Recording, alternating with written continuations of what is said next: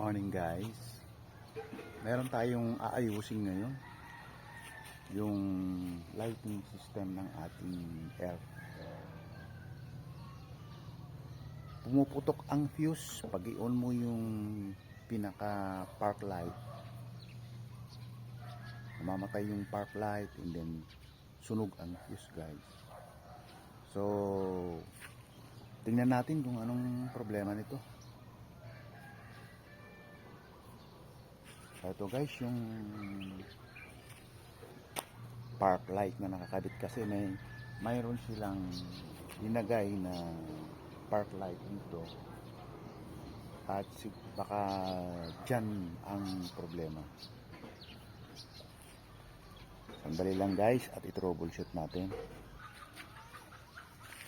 Yan guys, nakita natin ang problema. Ang problema pala ay grounded guys. May kuryente na naipit tapos natanggal yung insulator. Ngayon may ground sa body kaya para pumuputok ang fuse.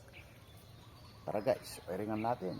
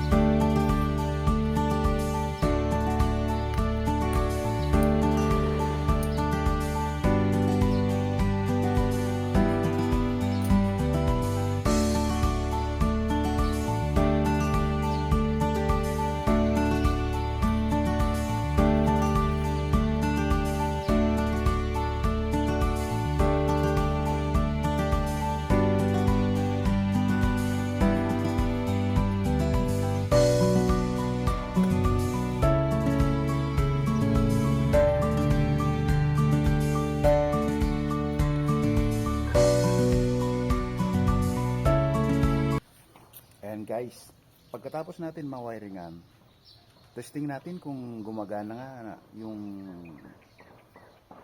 mga park light sa may side. Tingnan na natin guys kung gumagana. Alright guys, nakita ninyo guys, gumana na sila. Tutok natin guys. Ayan, di ba? Nakalight na yan guys. Tingnan ninyo. Okay. Sa kabila, tingnan natin kung gumagana rin. Gumagana rin guys. So observe natin kung puputok pang fuse. Okay, hindi na. Nung nasa biyahe kami guys, so bigla kasi namatay yung park light namin. Tapos tinignan namin na fuse.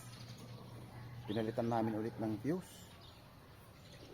Pagkabit namin ng fuse, pag on, pumutok ulit. So yan pala, may ground pala. Grounded pala yung wirings. Ayan na siya guys, oh. 'Di ba? Naka-light na sila. So, i-fix na natin lahat. Siguradong hindi na siya matutuklap para hindi may ground sa body. Bye-bye nyo ako guys. Gawin natin. Yan guys. Tapos na. Tingnan niyo. Oh. Ito na siya. Ayan. Yan, di ba? Malinis na siya, wala nang nakakalat na wire. Malinis siya. Baybayin natin, guys. Oh, ito. Ayun siya. Nakikita niyo 'yan? 'Yun oh, yung wire. Oh. Okay, hanggang dito. Dito nagkaroon siya ng ground na ipit. Dito siya, guys, oh, naipit dito. Kaya sa halip na inipit natin doon sa loob ulit, dito na lang sa baba. Ngayon, final testing natin. Switch natin guys. Tingnan natin kung pwede na. Uy. Tumunog pa. Oh, di ba? Ayun na siya. Ayan, tapos na. Sa kabila naman. Ayan din yung kabila. Alright. Thank you for watching guys. Maraming salamat sa inyong lahat. Bye-bye.